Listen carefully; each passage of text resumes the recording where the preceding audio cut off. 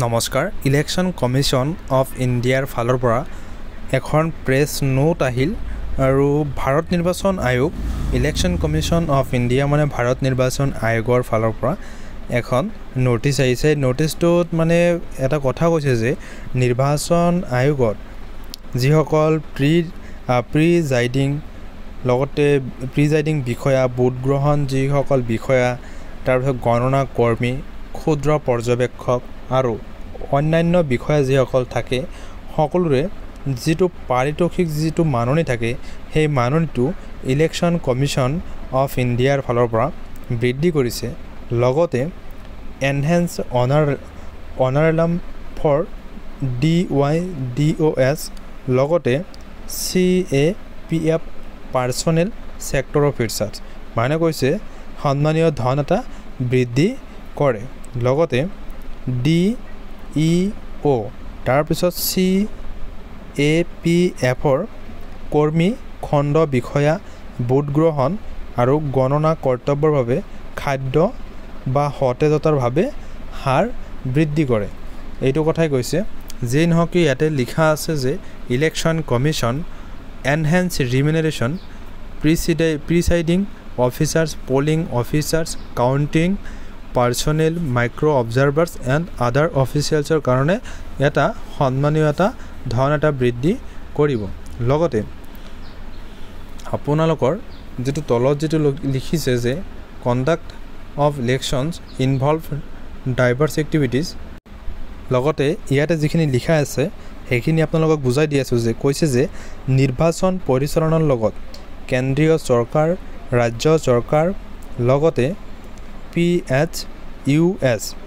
PSUS স্থানীয় কৰ্তৃপক্ষ আদিৰ বিভিন্ন বিভাগৰ পৰা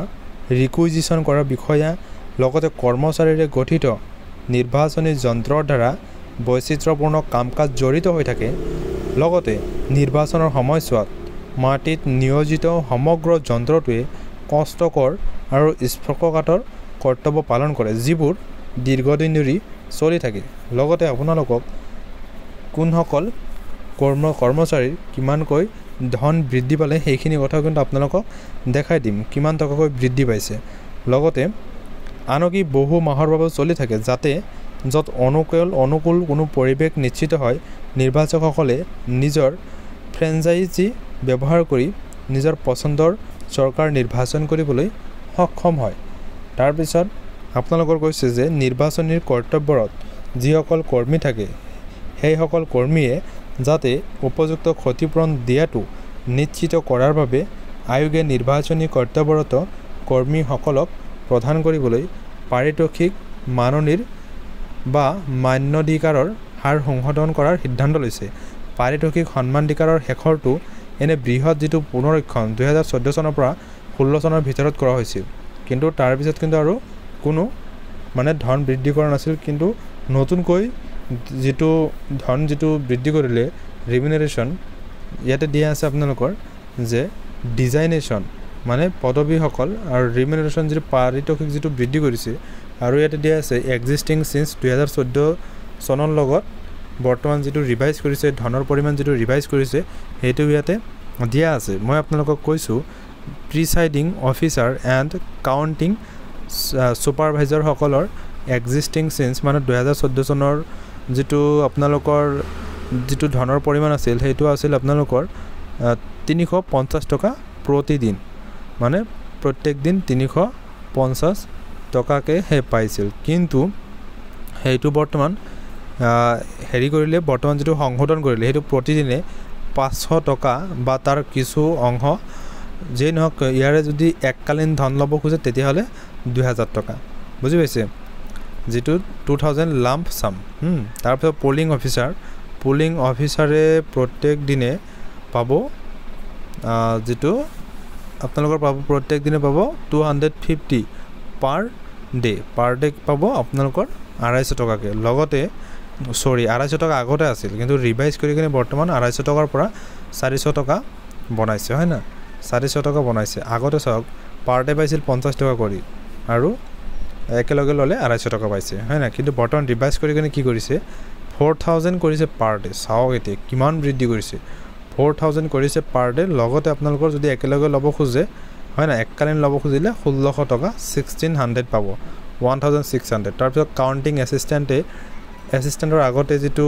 এক্সিস্টিং যেটো আপোনালোকৰ পাৰিতোষিক আছিল হেতু আছিল আপোনালোকৰ 200 টকা 250 টকা পাৰ ডে 250 টকা পাৰ ডে আৰু এক যেটো আপোনালোকৰ হেৰি আছিল কিছু অংগ মানে পাৰ ডে নহয় প্ৰতিদিন 250 টকা তাৰ কিছু অংগ 50 টকা যেটো আপোনালোকৰ প্ৰত্যেক দিন ল'ব লাগিছিল তাৰ পিছত আপোনালোকৰ যেটো দিয়া আছে 450 নতুনকৈ যেটো বনাইছে কাউন্টিং এসিস্ট্যান্টে প্ৰতিদিনে পাব 450 টকা আৰু লগতে যদি আপোনালোকে এককালীন লয় তেতিয়াহলে 1350 টকা লাম্প সাম পাব আপোনালোকে তাৰ পিছত class 4 employees for various duties আৰু বিভিন্ন কিছুমান কৰ্তব্য থাকে চতুৰ্থ শ্ৰেণীৰ যেনেকৈ কৰ্মচাৰী আছে হিসকলে প্ৰতিদিনে লাভ কৰিব 200 টকা তাৰ পিছত বৰ্তমান আগতে পাইছিল 200 টকা আৰু বৰ্তমান ৰিভাইজ কৰি কিনে কিমান হ'ল 350 টকা পাৰ ডে পাব লগতে এককালীন লাম্প সাম যেটো হেতু 1400 টকা 1400 তাৰ পিছত আপোনালোকৰ যেটো দিয়া আছে যে ক্লাস 4 এমপ্লয়িজ ফৰ কল সেন্টাৰত যেটো মানে কন্ট্ৰোল ৰুমত যিজন থাকিব যেটো কেন্দ্ৰ বা নিয়ন্ত্ৰণ কক্ষৰ চতুৰ্থ শ্ৰেণীৰ যেটো কৰ্মভাৱে হেই প্ৰতিদিনে আগতে পাইছিল 200 টকা হয় না মানে ফোন ৰিসিভ কৰাৰ কাৰণে আৰু বৰ্তমান যেটো পাব হেতু মানে এককালীন এটা ধন পাব 1000 টকা তাৰ পিছত আপোনালোকে যেটো দিয়া আছে video surveillance team video viewing team accounting team control room and call centre staff media certification and monitoring committee flying squads static surveillance team expenditure monitoring cell এইকেইটাৰ বাবে ক্লাস 1 এণ্ড 2 সকলে এককালীন ধন পাব 1200 টকা লগত 1200 টকা আগতে পাইছিল এককালীন যেটো ধন আৰু ক্লাস 3 ৰ যিসকল কৰ্মচাৰী আছিল হেসকলে এককালীন যেটো টকা পাইছে এককালীন এটা ধন পাইছে আগতে 1000 কিন্তু বৰ্তমান ৰিভাইজ কৰি কিনে 1 2 ক্লাস 1 2 ৰ কৰ্মচাৰী সকলে পাব 3000 টকা এককালীন লগতে ক্লাস 3 ৰ কৰ্মচাৰী সকলে 2000 টকা এককালীন পাব বৰ্তমান আৰু মাইক্ৰ অবজাৰ্ভাৰ সকলে আগতে পাইছিল 1000 এককালীন ধন এটা পাইছিল আৰু বৰ্তমান 2000 এককালীন ধন এটা পাব তাৰ পিছত আপোনালোকে নেক্সট আৰু এটা দিয়া আছে পেজ তাৰ পিছত আপোনালোকৰ যেটো ফুড ফ্ৰেছমেন্ট যেটো দিয়া আছে মানে খাদ্য বা হটেজটা যেটো আছে এটো দিয়া আছে packet lunch and light refreshment for polling personnel police personnel in mobile parties home guards forest guards গ্ৰাম ৰক্ষক দল NCC cadets ex serviceman volunteers etcetera deployed at all polling station counting centres for election work তাৰ মানে কৈছে নিৰ্বাচনী কামৰ বাবে সকলো ভোট কেন্দ্ৰ বা গণনা কেন্দ্ৰত নিয়োজিত ভোট গ্ৰহণকাৰী আৰক্ষী কৰ্মী ব্ৰাহ্মমান দলৰ কৰ্মী গৃহৰক্ষী বনৰক্ষী গ্ৰাম ৰক্ষক দল এনসিসিৰ ক্যাডেট প্ৰাক্তন সেনাবাহিনী স্বেচ্ছাসেৱক আদিৰ বাবে পেকেট লাঞ্চ আৰু লঘু হটেজতাৰ কাৰণে আগতে প্ৰতিদিনে দিছিল 150 টকা 150 টকা দিছিল হয় না আৰু বৰ্তমান ৰিভাইজ কৰি কিনে কিমান হৈছে এটো 500 টকা প্ৰতিদিনে 500 টকা প্ৰতিদিনে পাব 500 টকা আৰু আগতে পাইছিল কি 150 টকা তাৰ পিছত যেটো অনাৰিয়ামৰ ক্ষেত্ৰত যেটো দিয়া আছে ইয়াতে ডিজাইনেশন মানে পদবীসকলৰ কাৰণে লগতে এক্সিস্টিং যেটো 2016 চনত যেটো আছিল এটোৰ ধনৰ পৰিমাণ হেতুৰ লগত বৰ্তমান যেটো ধনৰ পৰিমাণ হেতু সব আপোনালোকে কিমান ডিফাৰেন্স হৈছে ইয়াতে দিয়া আছে বাই ডিইওছে পাব আগতে কিন্তু নীল আছিল আগতে 1 টকা পোৱা নাছিল আৰু বৰ্তমান not less than basic pay of 1 month of the concern employee মানে সংশ্লিষ্ট কৰ্মচাৰীজনৰ এমাহৰ মৌলিক দৰমহাতকৈ কম নহয় যি নহওক কিয় এটো এজলৈকে কোনো সংশোধন মানে তেনেকৈ কৰা নাই তাৰ পিছত আপোনালোকে next gazetted officers of CAPF commandant ad hoc commandant DY commandant assistant commandant medical officer and other equivalent ৰেংকছৰ সকলে আগতে মানে যেটো ধনৰ পৰিমাণ আছিল 15 ডেজ অৰ লেছ ইয়াতে পাইছিল 2500 টকা আৰু বৰ্তমান কিমান হ'ব 15 ডেজৰ কাৰণে 4000 বুজি পাইছে আৰু ইয়াতে নেক্সট চাব আপোনালোকে দিয়া আছে মোৰ দেন 15 ডেজ মোৰ দেন 15 দিনতকৈ যদি অধিক হয় হয়না আৰু 15 দিনতকৈ যদি কম হয় আগতে পাইছিল 2500 টকা আৰু এতিয়া 15 দিনতকৈ কম হলো 4000 টকা পাব লগতে যেটো 15 দিনতকৈ বেছি যদি হয় তেতিয়াহলে আপোনালোকে পাৰ উইকত পাব 1250 টকা আৰু মোৰ দেন 15 ডেজ 15 দিনতকৈ যদি বেছি হয় 15তকৈ অধিক সময় হ'লে ইয়াতে প্ৰতি সপ্তাহত পাব 2500 টকা মনত ৰাখিব তাৰপিছত যি আছে subordinate officers of CAPF inspector sub inspector assistant sub inspector and other equivalent ৰেংকছৰ সকলে আগতে পাইছিল 15 দিনতকৈ কমত পাইছিল মানে 15 দিনতকৈ কম 2000 টকা আগতে পাইছিল কিন্তু বৰ্তমান 15 দিনতকৈ কমত 3000 টকা মোৰ দেন 15 ডেজৰ যদি অধিক 15 দিনৰ বেছি হয় তেতিয়াহ'লে পাৰ উইকত মানে প্ৰত্যেক সপ্তাহত 1000 আৰু